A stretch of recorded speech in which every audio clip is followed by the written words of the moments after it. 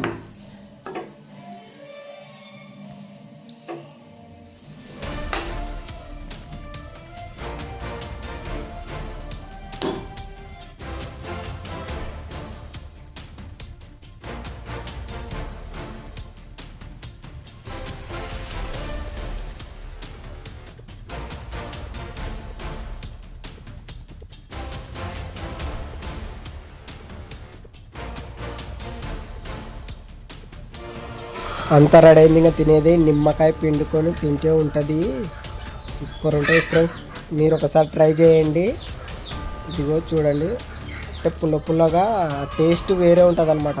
Proteins మనం బలంగా తయారవుతాం. మీ ఇష్టం, మీ పిల్లలకి ఇది పెట్టండి. Bye bye, thank